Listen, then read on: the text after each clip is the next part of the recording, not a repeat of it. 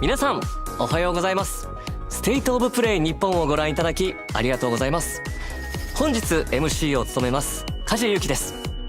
今回はステイトオブプレイの特別編として日本やアジア初のゲームにスポットを当ててお届けします。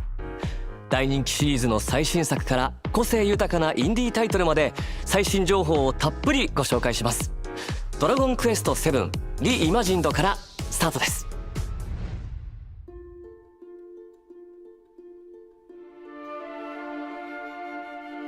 We made a promise to solve the world's mysteries, didn't we?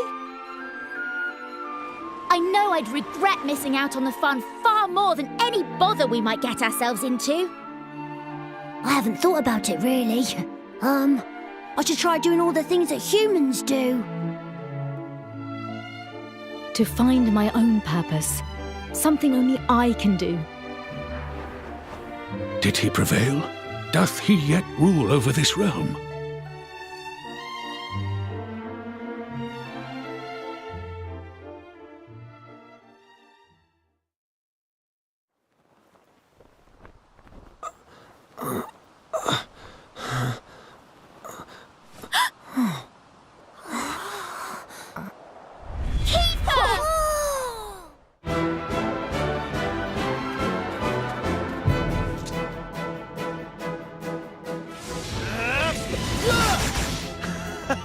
This is the stuff!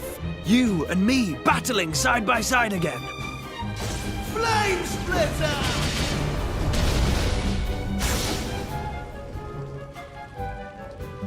There's no time to waste.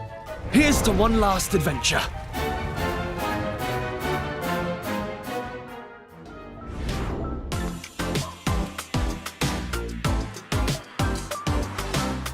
このドールルックと呼ばれるグラフィック素敵ですね。そして再構築されたシナリオには大人になったキーファが。どのような物語が待ち受けているのかお楽しみに。さて続いてはちょっと穏やかな気持ちになれる2作品から発売時期の発表です。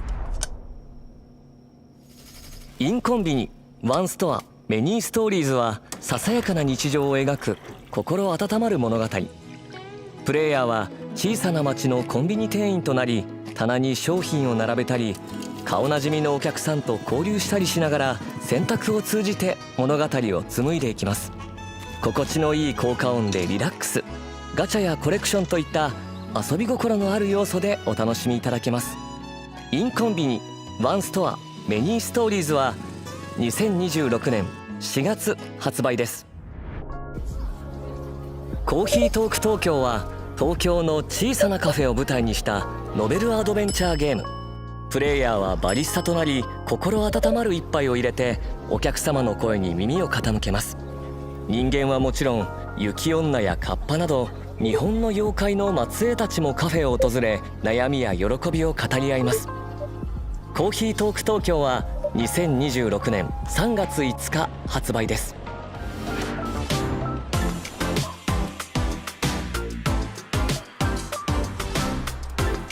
続いてのゲームは、おや急に静かになった気がしませんか。なんだか寒気も。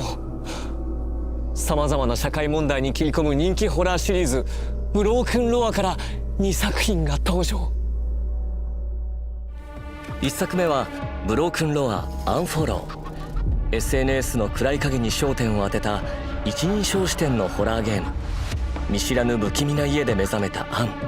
脱出するため過去のトラウマや亡霊たちに追い詰められながらスマートフォンを駆使して出口を探していきます。ブロークンロアアンフォローは2026年1月16日発売です。さらに本日はシリーズ最新作ブロークンロアアセンドを初公開。シリーズおなじみの一人称視点のサバイバルホラーにクライミング要素が加わりました。前作ドントウォッチに引き続き東京が舞台の今作。主人公のレンとユイは動画配信サイトでの名声を求め危険を顧みずに東京タワーに挑みます。そこで2人を待ち受けるのは妖怪66尾。ブロークンロアアセンドは2026年夏発売予定です。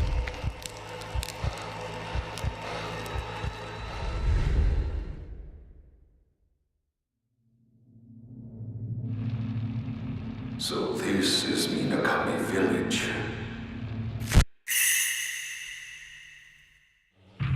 A ritual so forbidden that speaking of it is taboo. And a place that must never be seen. If I could capture it with the camera obscura.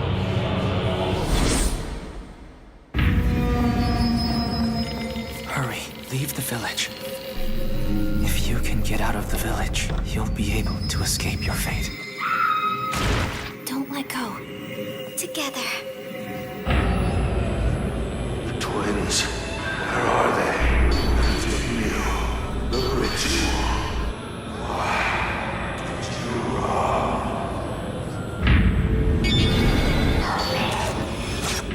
Accept the fate of the sacrifice! The festival failed. It's all because we ran away. Mayu, we'll be together forever. Fatal Frame 2, Crimson Butterfly, Remake. Shall we begin?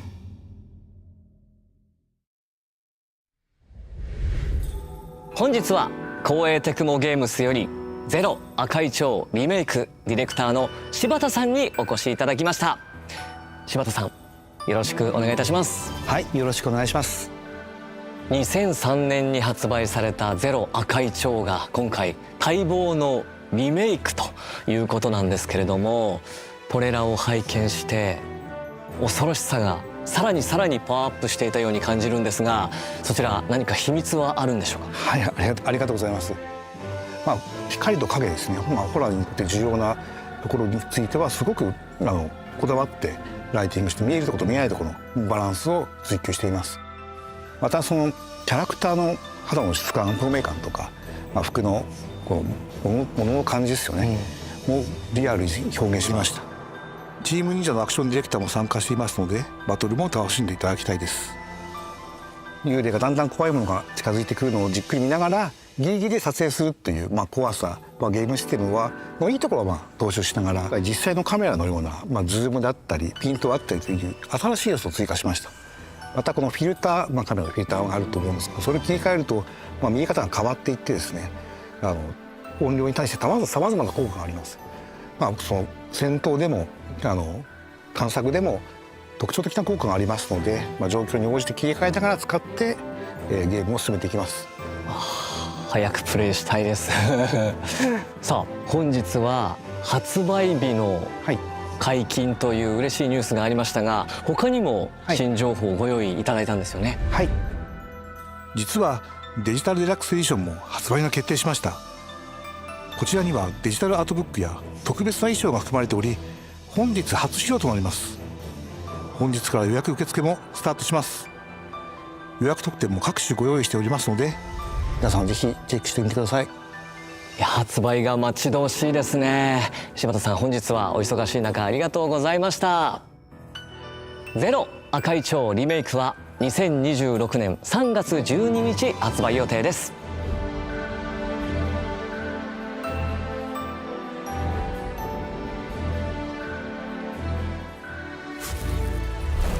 そして光栄テクモゲームスからもう一つ発表があります。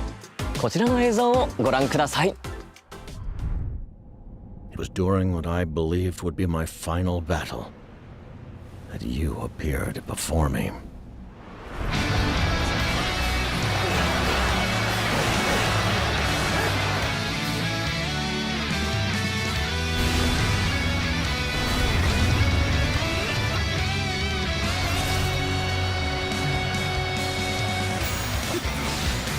Fellow sons of the Yellow Earth, fly by my side.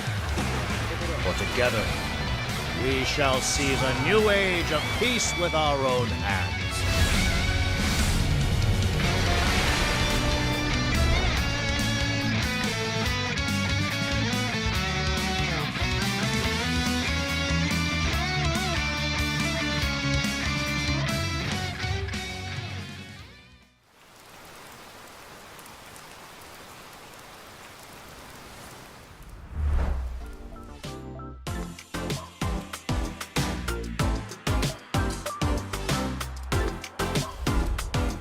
続いて9月に放送したステイトオブプレイではグランツーリスモシリーズの生みの親山内和則さんからグランツーリスモ7の大型アップデートスペック3が年末に配信されると発表がありました。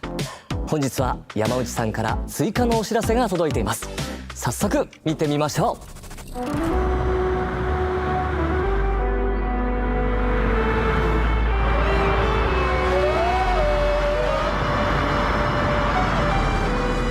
皆さんこんにちは。グランツーリスモシリーズプロデューサー山内和則です。間もなくグランツーリスモ1億本突破を記念したスペック3がリリースされますけれども、それに加えてもう一つニュースがあります。その名もですね、グランツーリスモ7パワーパックです。でパワーパックとは何かというとですね、これまでのグランツーリスモ7、グランツーリスモシリーズが、言ってみればレースゲームだったわけですけれども、パワーパックはリアルレーシングです。でその中には例えば24時間レースみたいなものも含まれています。でそういった本当にハードコアなリアルなレースの世界っていうものを、一度はグランツーリスモでやってみたかったので、今回パワーパックを作りました。パワーパックも、スペック3と同時に、この年末にリリースされます。であともう一つは12月の20日ですね、福岡でグランツーリスモワールドシリーズの最終戦ワールドファイナルが行われます。その会場でも皆さんにお会いできることを今から楽しみにしています。ありがとうございました。山内和則さんありがとうございました。グランツーリスモ7パワーパックでのリアルレーシングにご期待ください。さあどんどん参りましょう。記録と再生で道を切り開く新感覚レコードパズルアクションモーションレック。移動する、ジャンプする、そして動きの軌跡を記録して再生する。一見進めそうにない道も記録した動きを別の場所で再生すれば必ず突破できる。多彩なギミックを駆使して荒廃したステージを探索し、機械に支配された世界の謎を解き明かしましょう。モーションレックは2026年春発売です。武教 RPG ワンダリングソード、全ての DLC を同梱した完全版がバージョンアップされてプレイステーション5に登場。ピクセルアートで描かれる古代の中国を舞台にしたオープンワールド RPG。 主人公は英雄を夢見て旅に出ます。これこそが俺が歩むべき道だ。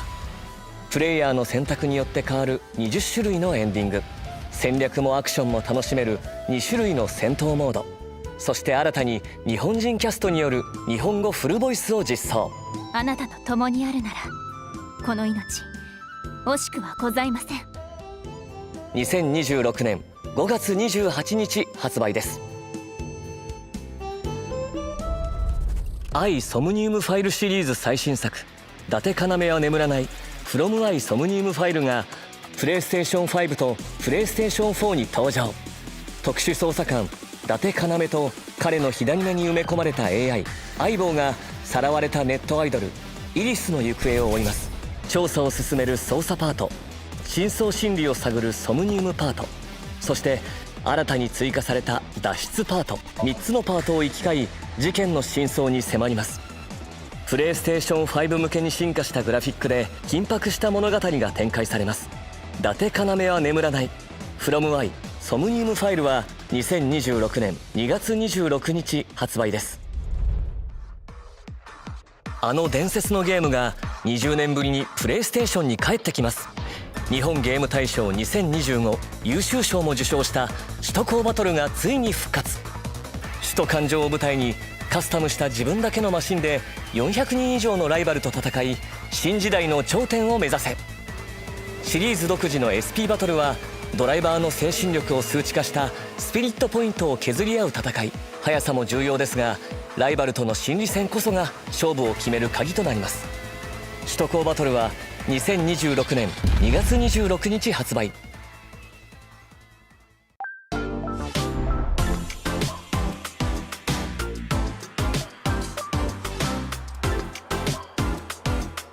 パズル、RPG、推理アドベンチャー、そしてレースゲームまでバリエーションが豊かでしたね。さてここからはバンダイナムコエンターテインメントから DLC のお知らせです。塊魂シリーズ最新作「ワンスアポンは塊魂」に2つの新 DLC が登場。第1弾「塊魂ダンスダンスリミックスパック」、第2弾「塊魂ネオリミックスパック」。5つの新しいリミックス BGM と10個の衣装アイテムをそれぞれ収録。各 DLC 配信時に特別な衣装アイテムを全員にプレゼント。最高のビートと新しいスタイルで今年を締めくくろう。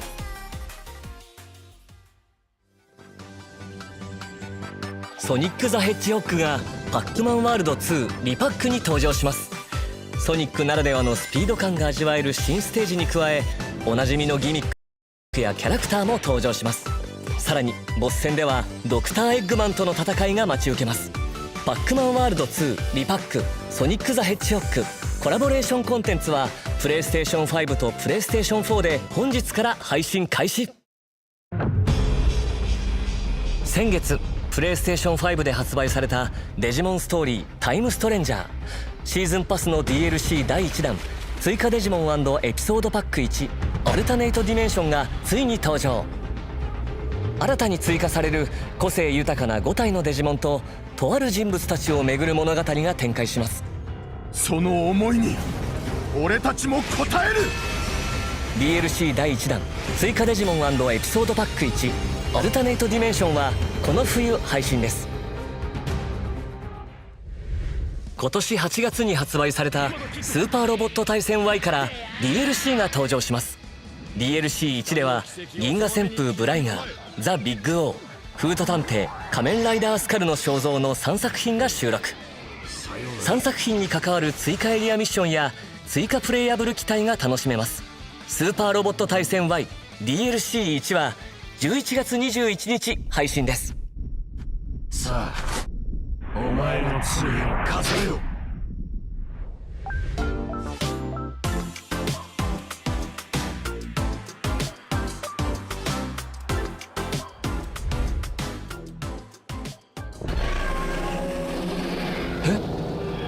今何か聞こえませんでした？全国のハンターの皆さんに朗報です。モンスターハンターワイルズ無料タイトルアップデート第4弾の配信日が12月16日に決定しました。このアップデートでは巨撃竜ゴグマジオスが登場予定です。さらにエンドコンテンツの拡充や季節イベント交わりの祭事も予定しています。12月16日から一狩り行こうぜ。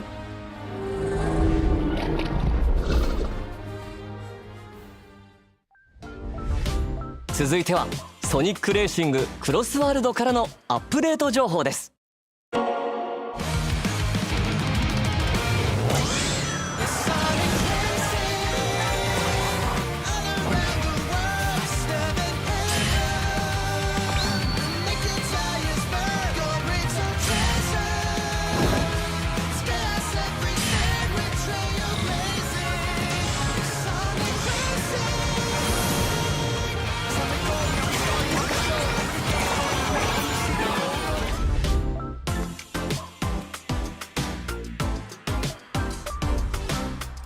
ソニックレーシングクロスワールド DLC スポンジボブパックは11月20日に配信です。続いてご紹介するのはアクションアドベンチャーネバーグレイブザ・ウィッチ&ザ・カース。新トレーラーの公開とさらに発売日もついに解禁です。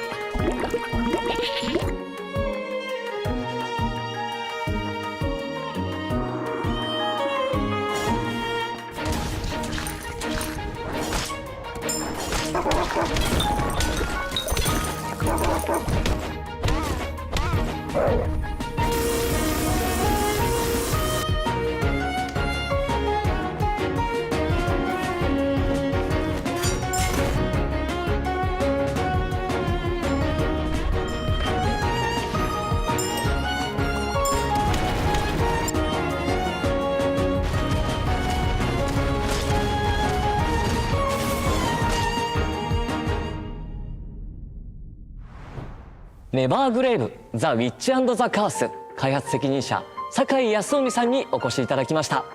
酒井さん、よろしくお願いします。よろしくお願いします。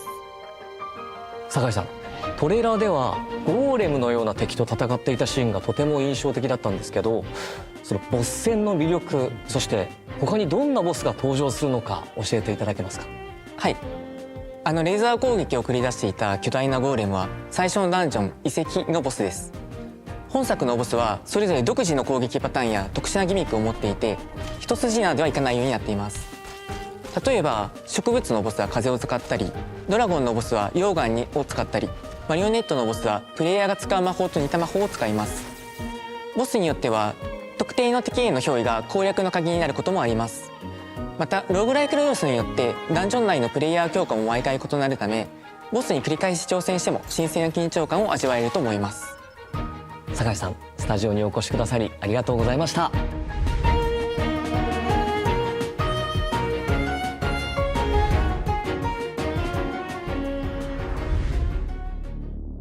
お前が今いるこの場所は世界で唯一 DBS を搭載した実験室だ。 DBS 起動準備が整いました。3、2、1。アバターとは可能性の海からサルベージしたデータをもとに構築した誰かの姿だ。ラグナというのはお前がダイブの際に使用できるアバターのうちの一つの名称だ。つまり可能性のかけらとは無数に分岐する僕たちの未来の一部ということかい？世界を救うためにはもっと情報が必要だ。君はドクターメルクリウスが何か隠していると思ってます？たとえアバターとリンクしていてもデータで構成された空間の中でお前は異物だ。このことドクターメルクリウスに報告します。あなたは可能性のかけらを一つ手に入れました。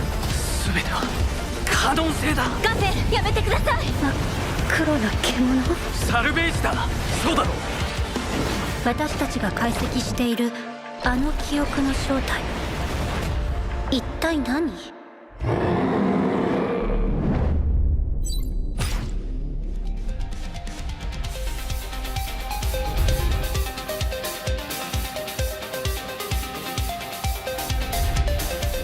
ブレイブルーエントロピーエフェクト X は完全新作ストーリー、そしてシリーズ過去作から直人黒金が参戦します。お楽しみに。さて、どんどん行きましょう。続いて冒険心をくすぐるラインナップを一挙にご紹介です。呪われた魔王デイモンと人間の子供が織りなす心温まる冒険活劇デーモン&ベイビー。探索要素とツインスティックシューターの戦闘システムを融合させた新感覚のアクション RPG。 アイテムを集めレベルを上げて新たなスキルを習得し、広大なステージを攻略しましょう。ステージはバラエティ豊かな敵やギミックがいっぱい。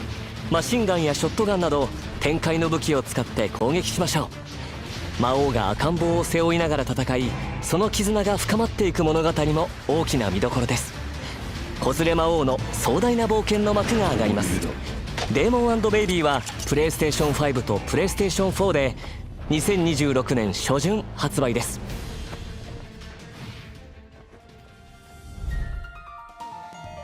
ディスガイアシリーズのスタッフが手掛ける完全新作 3D アクション RPG 狂乱魔改ズム。主人公は倒した敵を獣魔として従え共に戦うことができます。強靭なドラゴンや妖艶なサキュバスなど獣魔の種類は全部で16種類。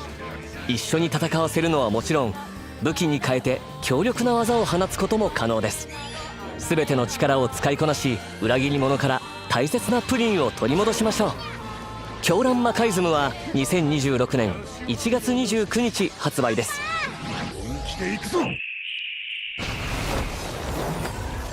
運命のトリガーはアンリアルエンジン5で開発された次世代のタクティカルヒーローシューターです。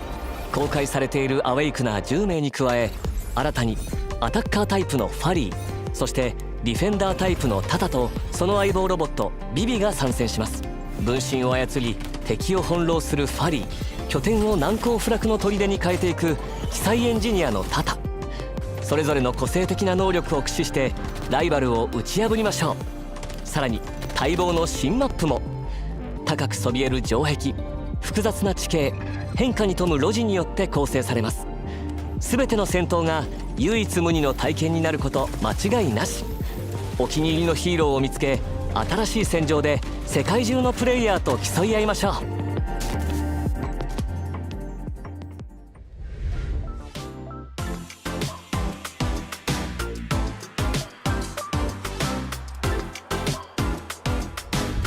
ちなみに私は運命のトリガーにて両院の声を担当しています。他にも魅力的なキャラクターが勢ぞろいしていますので、ぜひプレイしてみてくださいね。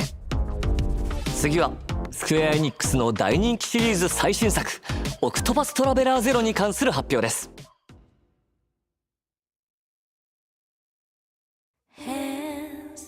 I wonder there's no rest I long for, but as long as I hold a dim lamp for this road, all the souls I walked past may fade, but still last near shall this course end.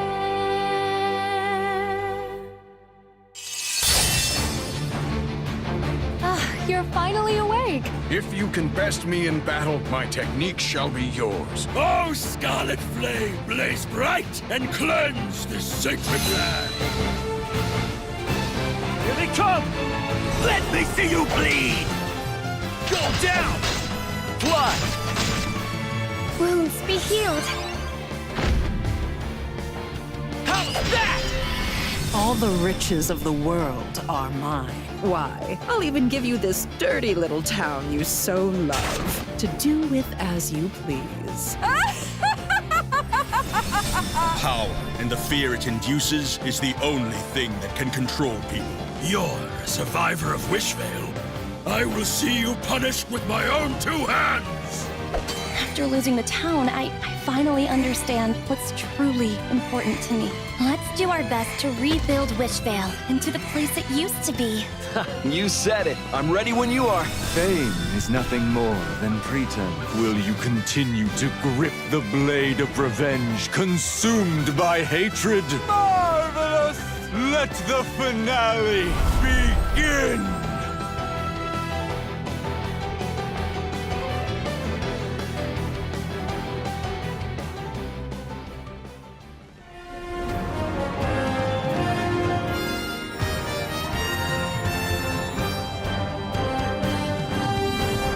そしてなんと本日から体験版の配信を開始します。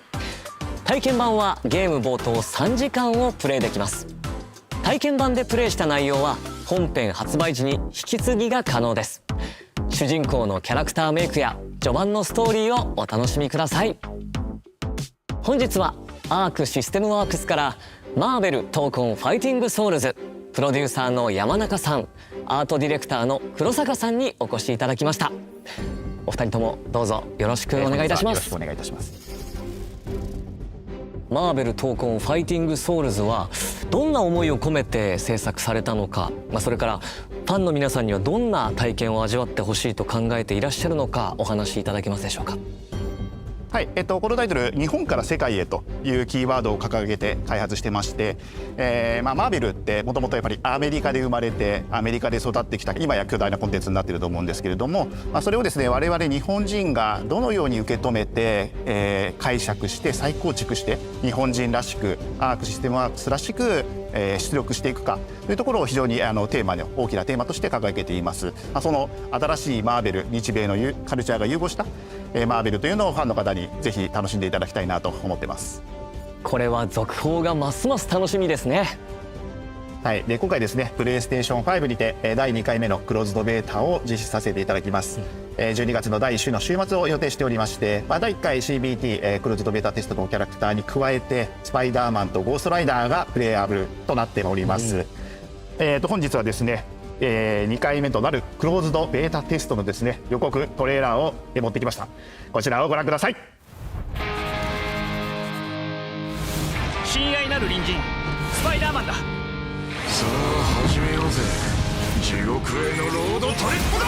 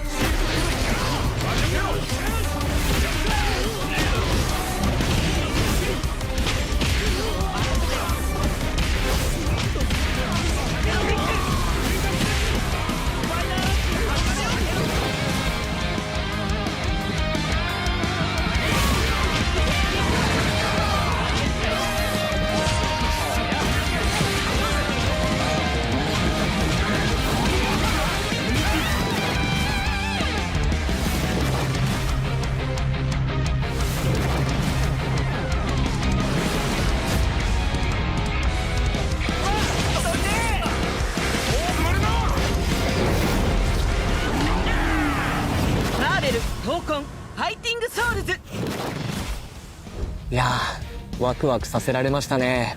どんな展開になるのか期待です。トレーラーに映っていたのって X マンションのステージですよね。こちらは新しいステージなんでしょうか。さすがよく気づきましたね。そうですね。今回の X マンションステージ、いろいろな宝探しを楽しんでもらえるように、細かいネタだったり、ギミックだったりをいっぱい仕込んでますので、ぜひねプレイしてこちら見ていただけると嬉しいと思ってます。このステージはワンエリアだけのステージになっています。エリアが少ないので、ちょっとね内容が薄いって思う方もいるかもしれませんが、こちらバトルの進行に合わせてドラマチックに変化するような面白い仕掛けを取り入れてます。ゴーストライダーはダークで迫力あるキャラクターですが、ビジュアルやアニメーションをデザインする上でどんなチャレンジがありましたか。はい、まずゴーストライダーを出すにあたって、まずキャラクター、すぐにゴーストライダーがいるので、そのキャラクターを誰にするのかというところで、かなり悩みがありました。今回ですねロビー・レイエスを採用させていただいたわけです。なぜロビー・レイエスのゴーストライダーを選ばれたんでしょうか。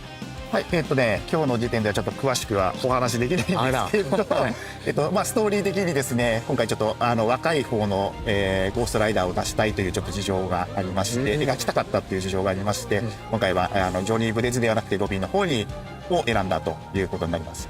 なるほど。僕もマーベルファンの一人として、そして声優としてユニバースにも関わらせていただいているので、今作がどのように広がっていくのかとても楽しみです。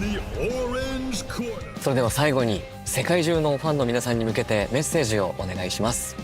このゲーム、皆さんのお力をもとにもっともっといいゲームにしていきたいと思っていますので、ぜひ第2回クローズドベータテストにもご参加いただきまして、皆さんが感じたこと、ご意見ご要望をですねいただければと思います。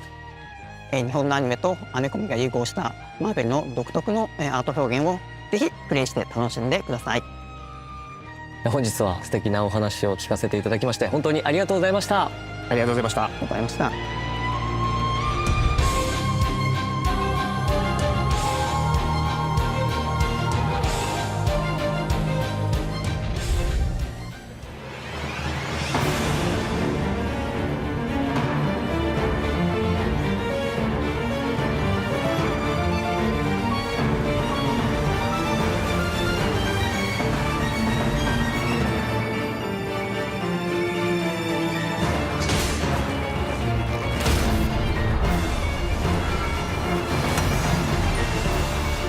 Bring an end to it ourselves.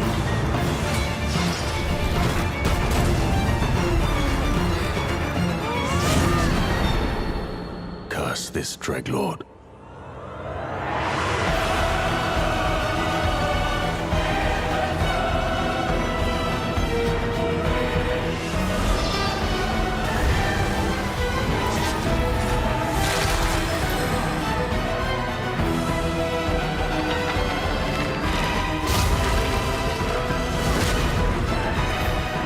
The aftermath of the long night.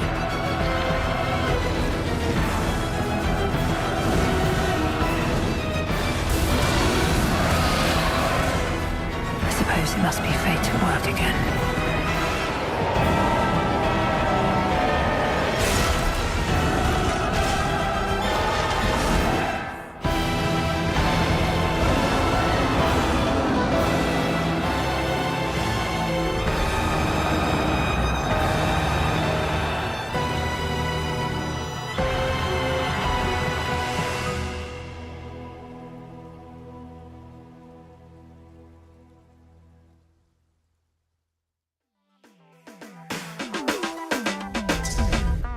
お楽しみいただけましたでしょうか。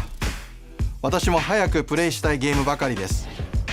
PS5 の5周年という節目に改めて PS5 の体験をご説明するとともにいくつかのニュースを共有します。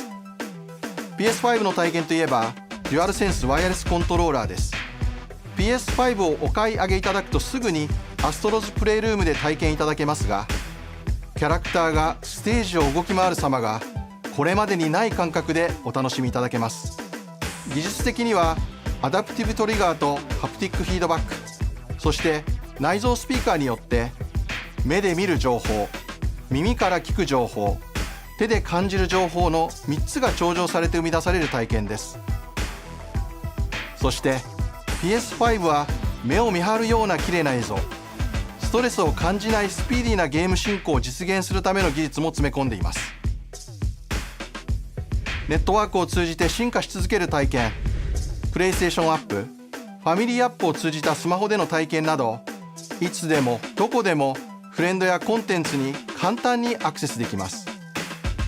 また PS5 においては数千の PS4 向けのゲームも遊ぶことができ、過去にご購入いただいたゲームに加え PS4 向けにしか発売されなかったゲームも遊べます。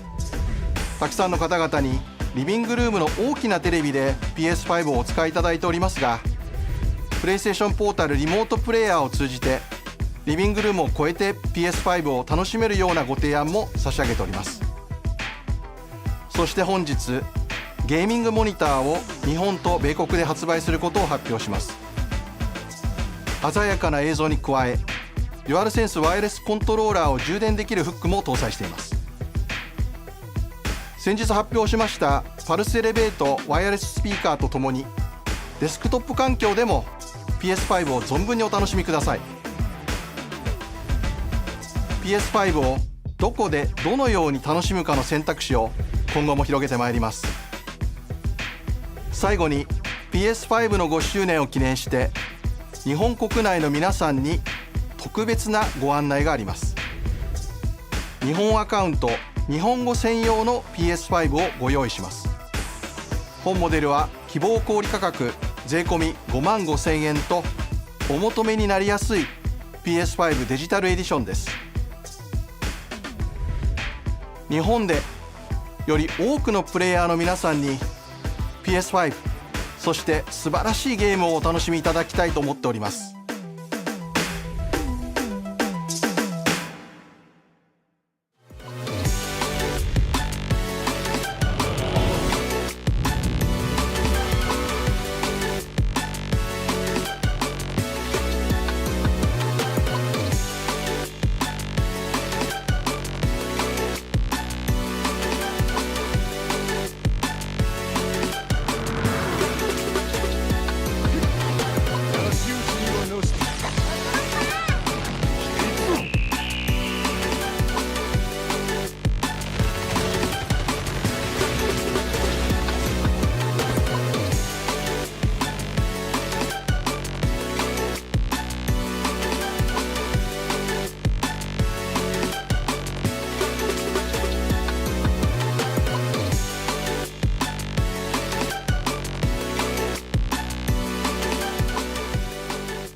今日ご紹介した全てのゲームには作品ごとに異なる魅力がたくさん詰め込まれています。時には仲間と一緒に、時には一人でじっくりと。プレイステーションにはあらゆる遊び方があります。この番組が皆さんの次の冒険のきっかけになれば嬉しいです。それではまたお会いしましょう。ありがとうございました。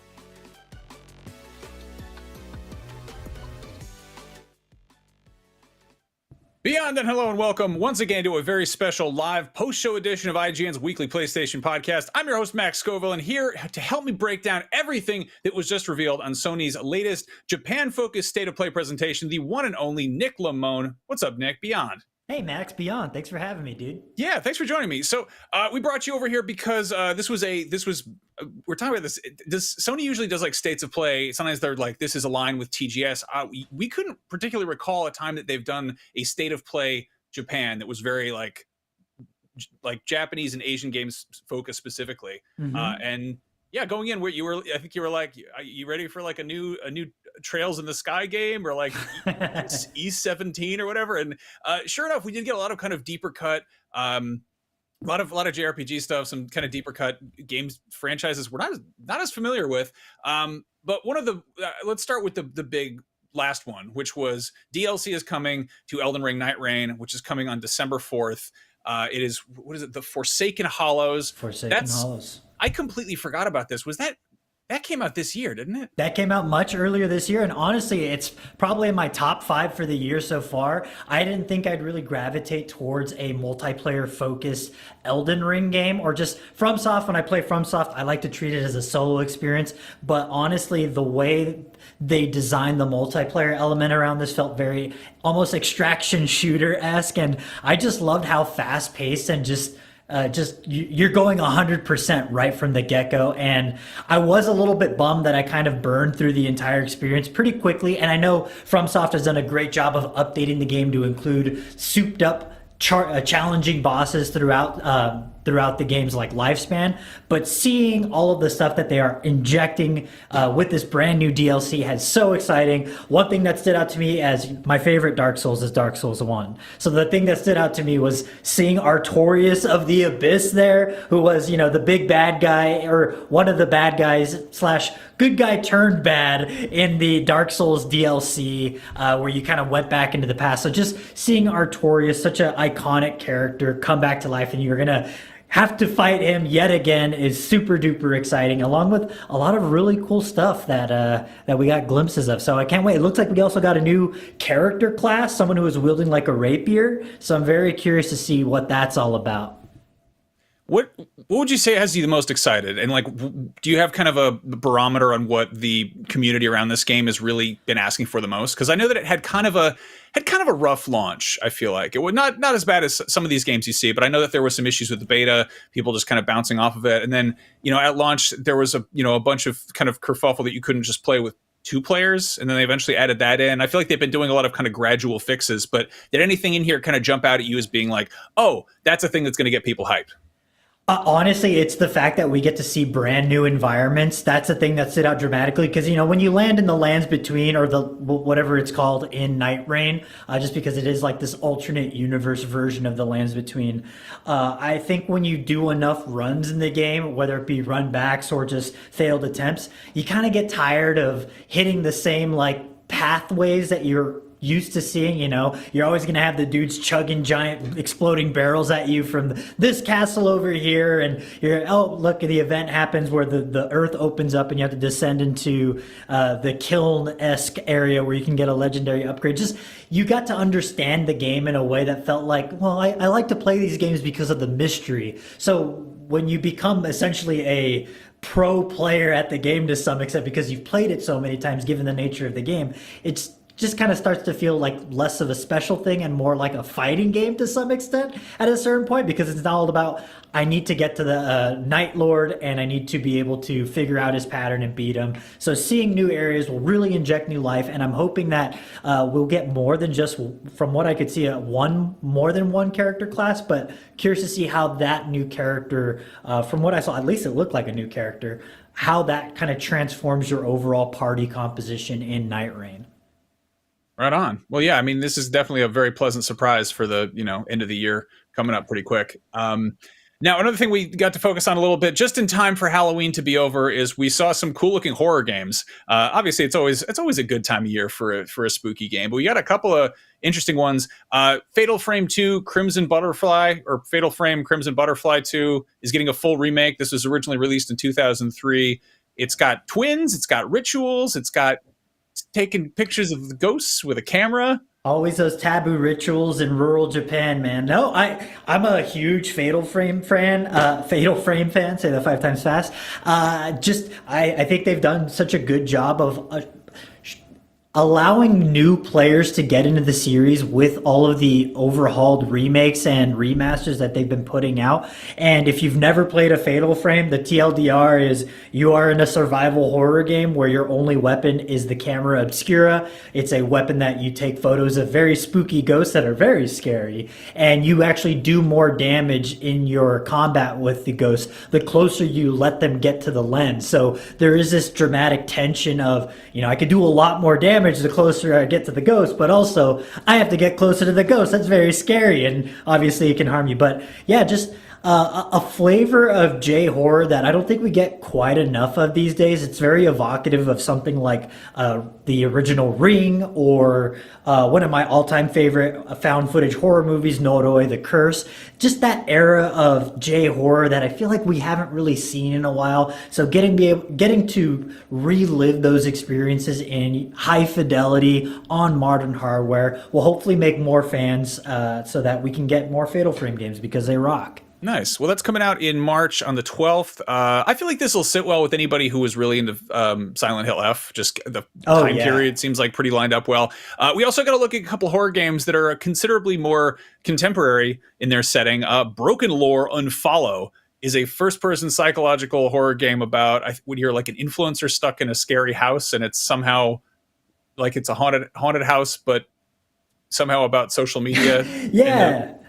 Yeah, like the whole presentation kind of centered the game around being like this whole like take on like a social horror in a way that reminded me a lot of Silent Hill: The Short Message, which was that free PlayStation game that they put out, I think like 2 years ago at this point. But it's like a 2-hour long Silent Hill experience all about social media and like bullying. So seeing that extrapolated into this seems super exciting. But the one that actually caught my attention a lot more was that Broken Lore Ascend, which is another found footage. I'm a sucker for found footage, in case you haven't figured that out yet, where you have to climb the Tokyo Skytree or Tokyo Tower as part of like this kind of dare for some sort of YouTube channel. And again, this is, I'm name dropping a bunch of different horror movies, but there's a Korean horror film called Gonjam Haunted Asylum about streamers who break into a haunted asylum, and they do it as a whole setup and gimmick, and then it's revealed, no, there's some really crazy stuff going on. So I love the idea of having like modern sensibilities of why people would be putting themselves in these extreme situations for the hashtag content. And honestly, I feel like that's pretty relatable, and I think that's such a good lens to look at horror through. J-horror in particular has always been about shining a light on issues that are important to Japan at the time. And I do think that this social media perspective / content creator perspective is such a refreshing new approach that allows horror to feel relevant without it feeling like, okay, would you really still be holding a camera now though? And it's like, yeah, you would, because you're trying to get that sponsored content going on your YouTube channel. Yeah, no, I'm into it.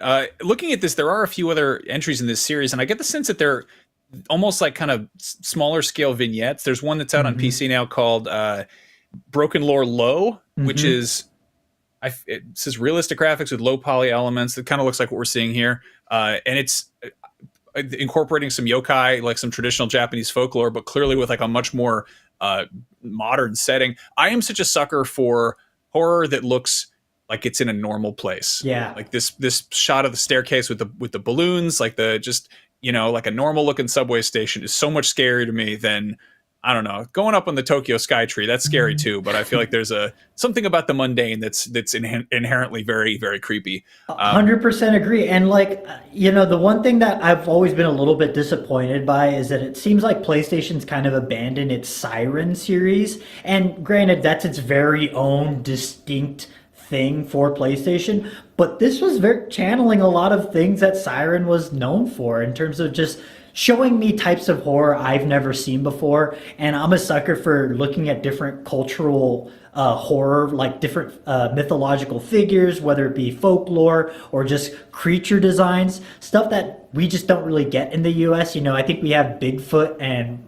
maybe the Mothman and the Jersey Devil, and that's about it. So being able to see different spooky things from across the world is always going to be a welcome treat. And this is such a fun take on that kind of horror. I want a Mothman game now. Give me a Mothman Prophecies too. I love Come on, the Mothman. Yeah. Sony Ben, what are you doing? Give me a Mothman Get game. Richard Keel on the phone. He's got some theories about this. No, like they got Mothman in Persona, but that doesn't count for me. Anyway, speaking of JRPGs, we were speculating maybe we'd get a peek at a new Persona game or something in that department, which unfortunately we didn't. But we did get a better look at Dragon Quest VII Reimagined, another storied JRPG series.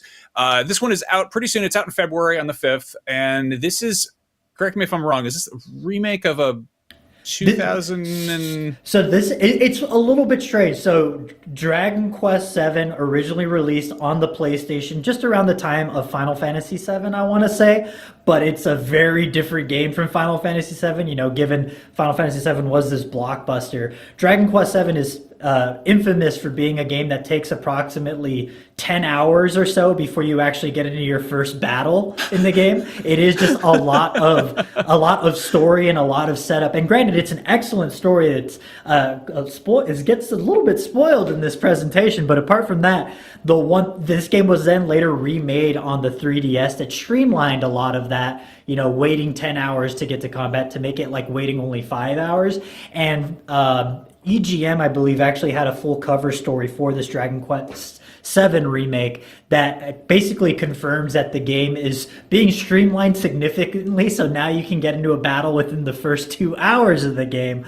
But there is a lot of concern that there's going to be a lot of cut content that really made the game, stand out as its own charming Dragon Quest entry. So I'm very curious to see how they handle it. But you pointed out when we were watching, the art direction of the game is pretty significantly different from what we've seen with the HD 2D remakes that have recently come out for Dragon Quest. And you said they look like miniatures or something like that? They're very toyetic. I feel like they capture that Akira Toriyama's particular art style, but in a way that it really reminds me more of like the Link's Awakening remake. Like it's got this kind of tilt shift feeling to it. Yeah, it's delightful, and it just made me like smile to hear you say it, because Square Enix also confirmed that they had designed miniature marionettes of all of the characters to kind of serve as their basis for like framing its art direction for this game. So it's just such a unique perspective. I was a little bit concerned that Dragon Quest and all Square Enix like RPGs that were remakes or remasters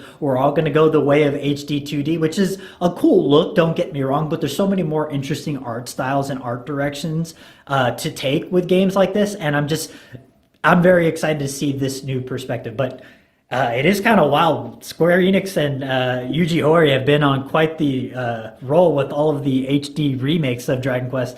We got the Dragon Quest III HD remake, HD 2D remake 2 years ago, and then Dragon Quest 1 and 2 came out a couple weeks ago, and now we're getting this just a couple months from now, which is pretty wild. That's a lot of good Dragon Quest. I think Dragon Quest never really had a huge grip on the US market the way it does Japan, but I'm starting to see it take off a little bit more here, which is very refreshing to see, and honestly just means good things for RPG fans, because we're going to be eating real good. Mm-hmm. Yeah, no, this one, what is infamously known for just being like a basic playthrough, is over 100 hours, which it's gigantic. Yeah, I mean, I love that like JRPGs are like they always hover around a pretty sizable runtime, but that even seems like pretty daunting. Yeah, that's exciting. We also got to look at Octopath Traveler 0, which is coming very soon. When is that dropping? That is there's a demo out now. That's what they're saying. Which is very cool. I feel like that feels like the prize in the cereal box with these things, where like most of it is sort of a look ahead, but for them to be like, hey, it's out now. And this is a kind of continuing what Square Enix has been doing with a lot of their demos, which I think is just extremely commendable and just very respectful of players, where it's like, check out our demo, your progress carries over, which is just music to my ears, because like I don't know how many demos or how many like betas or whatever I've checked out and just been like, oh, okay, well I have to do this all over again if I actually decide to play the full game. So I like that this has become standard practice for them, which is rad. Yeah, it feels like it's very respectful of the player's time, and it also is such a consumer friendly practice in that this is one, how you build trust with a player base, and two, how you get new fans in a series. There's a lot of people who would look at something called Octopath Traveler Zero and be like, well, I haven't played any of the other ones. I know it's called Zero, but what do I do? And the fact that there is a free demo, and I'm pretty sure there's a free demo for Octopath Traveler 2 as well, that with progress that carries over to the full game. So there's no reason not to check it out if you're just a little bit interested. And then I cannot sing the praises of Octopath Traveler series enough. 1 was okay, 2 was fantastic, and I'm really looking forward to 0 because I believe it originally started as some sort of version of the mobile game, the Champions of the North, I believe is what it's called, but then it kind of turned into its full, fleshed out, own standalone entry that has a pretty complex like town building mechanic that is new to the Octopath Traveler series. And get this, you can have, I want to say it's 5 party members in the party at once, along with like 5 in the back row or something like that. So like one thing in RPGs, turn-based RPGs specifically, is when you're always limited to 3 party members, where you're like, you guys made so many cool characters, how can I only just choose 3 to fight with? This game really opens up that roster to allow you to have a ton of characters on screen, which is super cool. Yeah, no, this is rad. The base building thing is fascinating to me. One of the weird caveats there is that this is coming to multi-platform. It's coming to, I think, PS4, Switch 1, Switch 2, PS5. Yeah, it's coming to a bunch of, I think, and it's got this weird staggered number of buildings you can have. So for your town building aspect on PS5 and Xbox Series X, you can have 500 buildings, which is, I don't know, like, without having experienced what the base building is like. Yeah. Like, is that a lot? Is that a reasonable amount? Is that too many? But if you're playing on the original Switch, it is only 250. So you have half as big of a village, depending on where you're playing, which is like clearly a byproduct of the hardware limitations. But it's extremely funny that they didn't just, I don't know, design with the lowball end in mind. But in one version of the game, you get a town, and then in another version, you get a full metropolis. Yeah, right. That's wild. I mean, I guess that's, in the olden days, we'd be like, which version of this game is performs the best? And this one's like, how big a city do you want to build? This is very funny to me. Now, moving on, there were a couple of, like, I don't want to call them indie games specifically, but like a bunch of smaller games that caught our attention. One of them was, what was it called? Damon and Baby. Damon and Baby, yes. Damon and Baby. It's a cute title, I'm in. That's all you need, a good title, and I'm in. I think this stands out. Like, one thing that I just love to my absolute core is a nice twin stick shooter.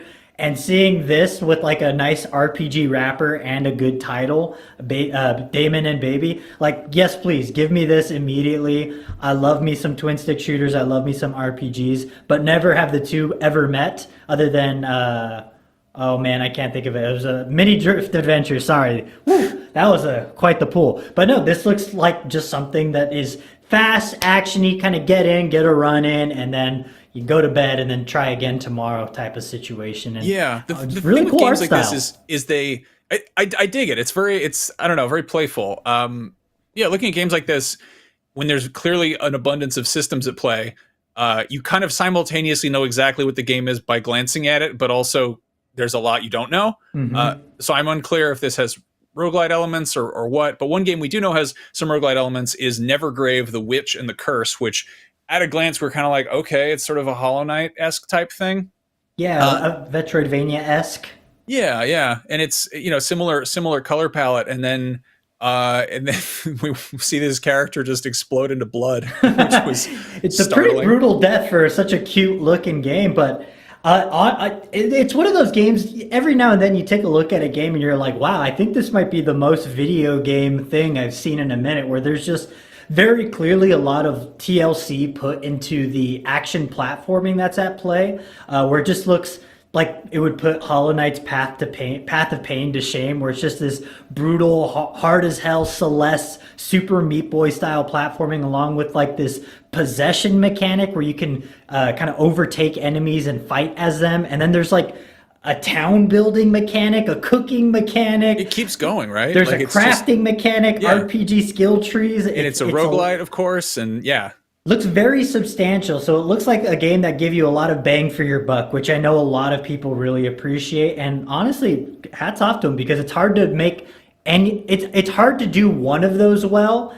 And the fact that this footage all looks solid is got to be a feat unto itself. This looks really fun. Yeah, that one is out on March 5th. Another one, if that looks too overwhelming, I think that's a correct assessment. And if you want something a little more chill, there's also one called Incombini, One Store, Many Stories. I think that might be the slogan just tacked on there. But it's like a cozy game about running a convenience store, Combini, in Japan.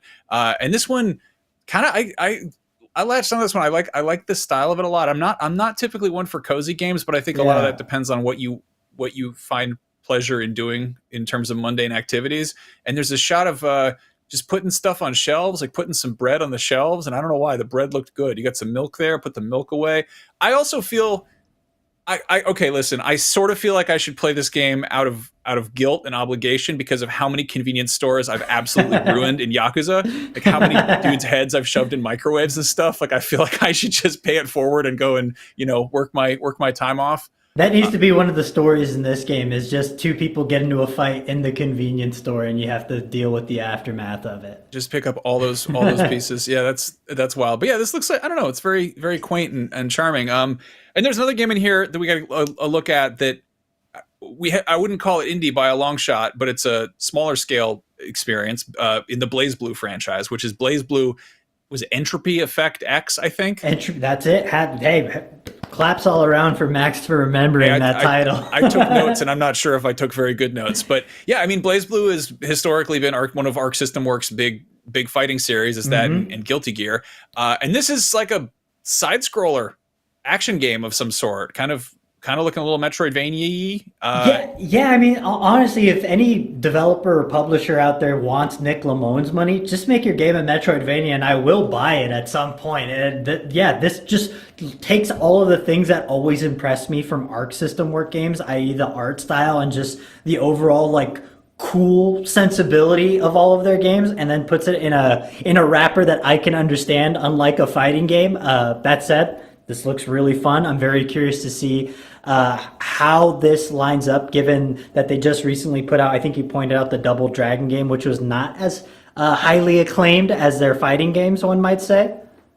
Yeah, that one, I don't know, it seemed like a kind of easy up for me, like, just because it's like, if you can make a fighting game that is tuned enough to be I don't know, airtight for a competitive crowd, like for people who are really just like trying to poke as many holes in it as possible and really just running it through the ringer, you'd think that a sort of, single player, maybe cooperative experience would be, easier to balance, but I don't know exactly what they did that didn't quite stick the landing there. So I want this to be cool. I don't know, like, I love the idea of fighting games. I love character driven stuff. I just think they're fun and colorful, but at the same time, the actual experience of playing them, like, I'm a completely casual scrub in that department. It's taken me a long time to recognize that, like, this isn't my kind of game, but I have a very kind of like outsider respect for it. So I love the idea of taking a fighting game roster to fighting game universe and just repurposing those characters in a completely new genre format. So 100%. And I think that, like, the thing that stands out to me is, like, the PlayStation's really good at particle effects.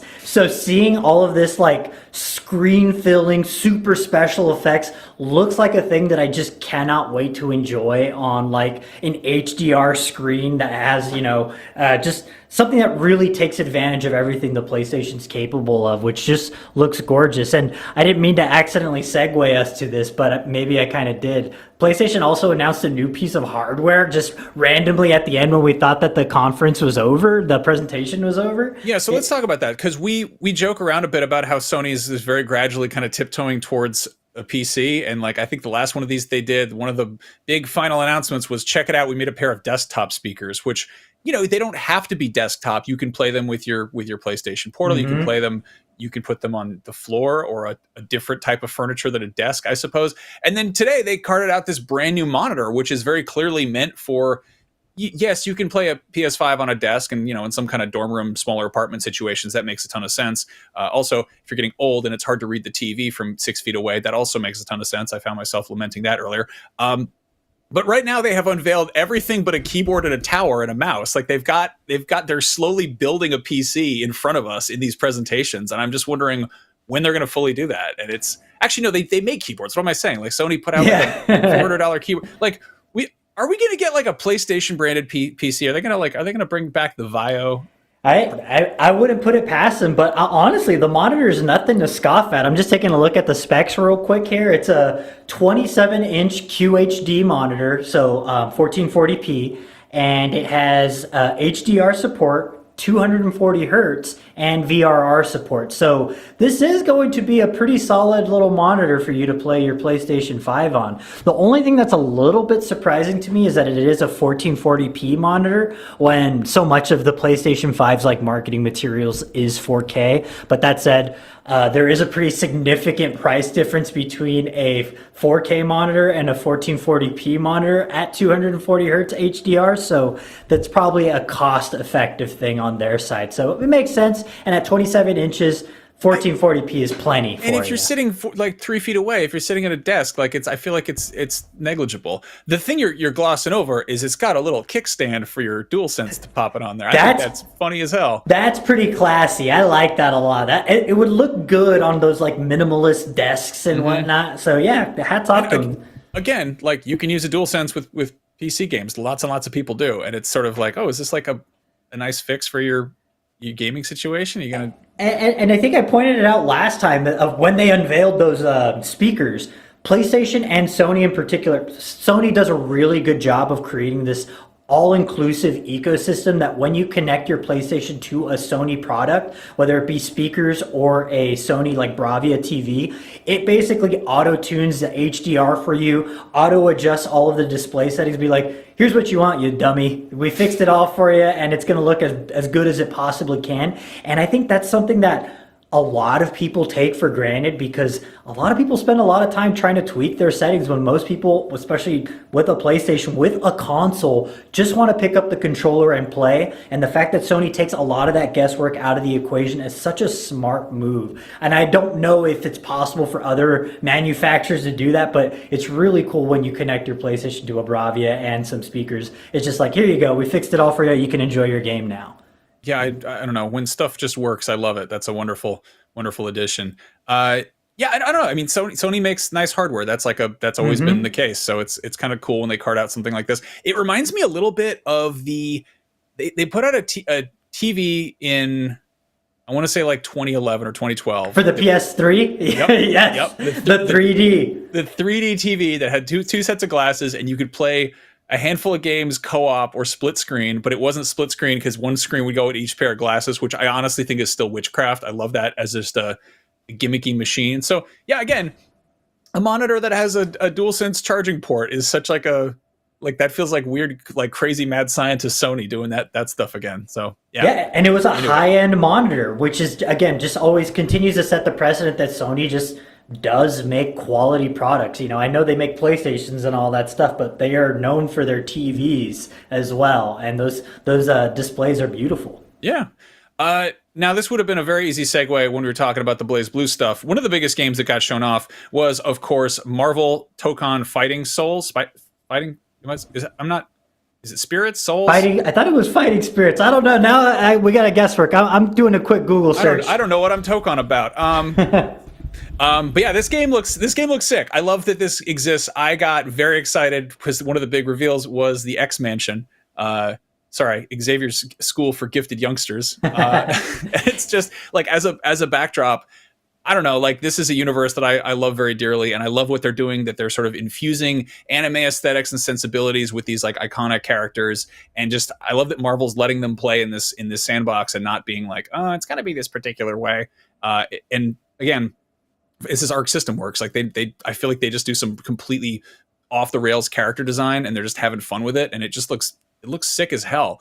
And they got all these, like, they showed off the different areas of the Savage Land. They got all the different dinosaurs in the background. They got Kazar's Treehouse, which is the funniest name for a level, and Brachiosaurus Forest. And then they showed off the X Mansion. And then I love afterward, the devs came on and they were like, hey, we regret to inform you that this front lawn of Xavier's mansion is it's only one area. It's not all other parts of the mansion, but a bunch of weird stuff is going to happen in the background of that mansion. And just in the footage we saw, I feel like there was different members of the X-Men hanging around and watching people just like duke it out in the front yard. You got Gambit having a cigarette on the side there. Yeah, I saw like a Sentinel walking around in the background. I saw like Archangel.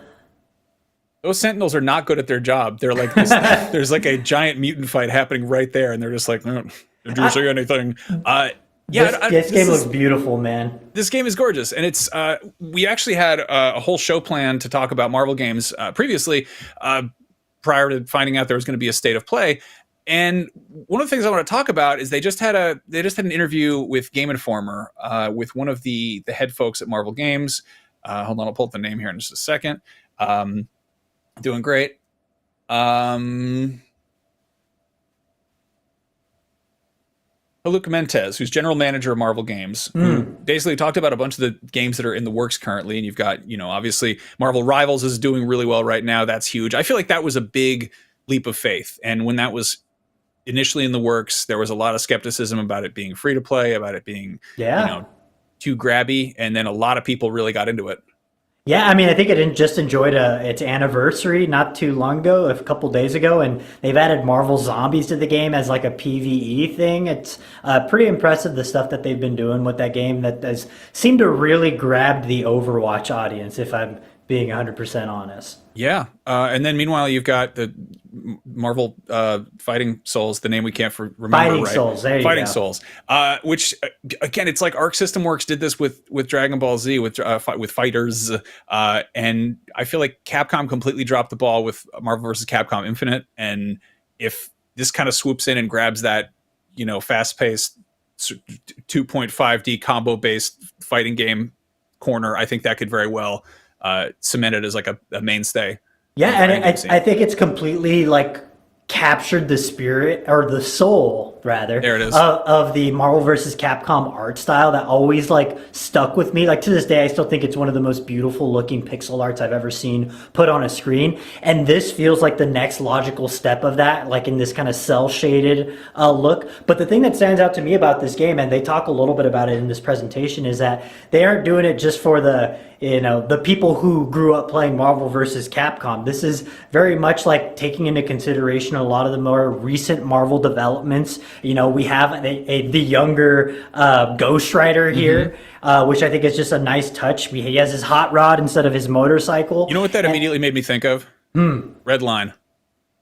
Oh, dude, yes, Red Line. Oh, man. Gonna get in a muscle car, just like at that, for that really exaggerated perspective, looks so much like the anime Red Line, which is just an all-timer, beautiful looking anime. Yeah, we see the shot right there. There's we see no the way car that's getting, not just a deliberate Red Line. Yeah, callback. you see the car getting stretched out. That's really cool. I didn't even think about that. So good call.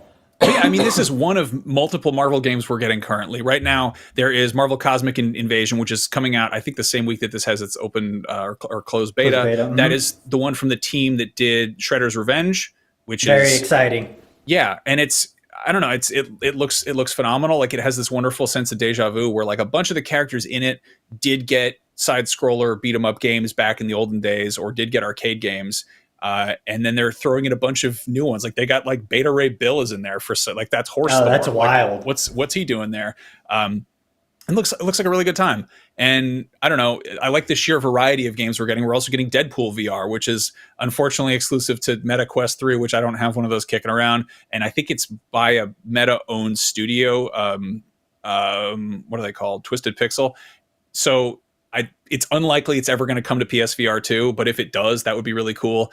And again, we're such a long way from where Marvel games used to be. Oh yeah. They used to be kind of in a similar boat to what happened with the movies, where they would just farm out the licenses every which way, and people would just kind of make, like, some people would try and some people would make complete crap, and you really had no way of gauging it. And you were also probably 8 years old at the time, so even if it was crap, you couldn't tell. But it feels like they've really managed to rein things in, and it's so cool to see. And of course, we're getting Wolverine next year.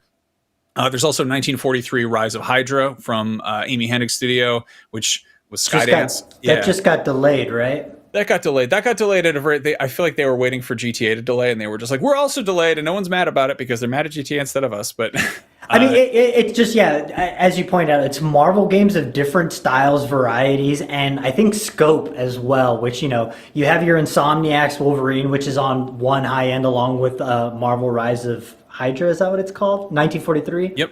But you have all that stuff, and then you have the smaller stuff like the Marvel Cosmic Invasion, which is a little something for everyone, as we like to say here at IGN. Well, it's also it seems like they're kind of tailoring the game to the character and like what makes sense here. And I don't know, growing up, it's like you got a lot of side-scrolling platformers, and sometimes they would be like, yeah, it's about Spider-Man, and it would work okay, and other times it'd be like, yeah, it's about 6 different playable X-Men, and it sucks because we couldn't balance all of them, because that's hard to do. And it's like, well, I don't know, one person can teleport, the other person can control the weather, one guy can't die. How do you make a good game out of that? It's kind of impossible. So it's cool to see them kind of zeroing in on that.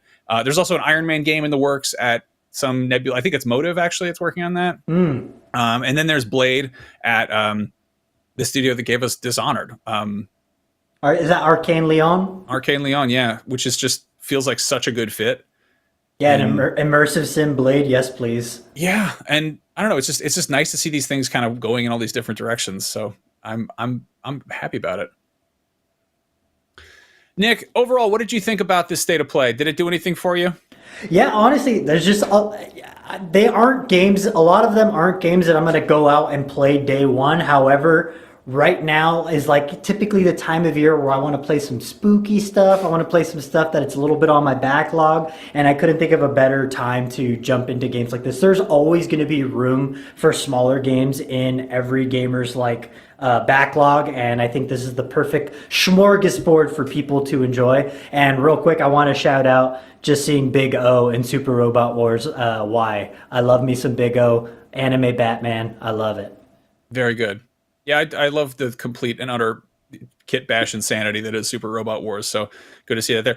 There was a bunch of DLC here. You know, overall, this wasn't a huge earth-shaking state of play, and I don't think Sony set it up to be at all. So it was kind of nice to see a handful of little tidbits of announcements, and you know, it was a fun little just regular Tuesday surprise. And we got to see Pac-Man wearing a Sonic the Hedgehog hat, which I didn't think was going to happen today. And grinding a rail. That's wild. I didn't think he could do that. Pretty wild.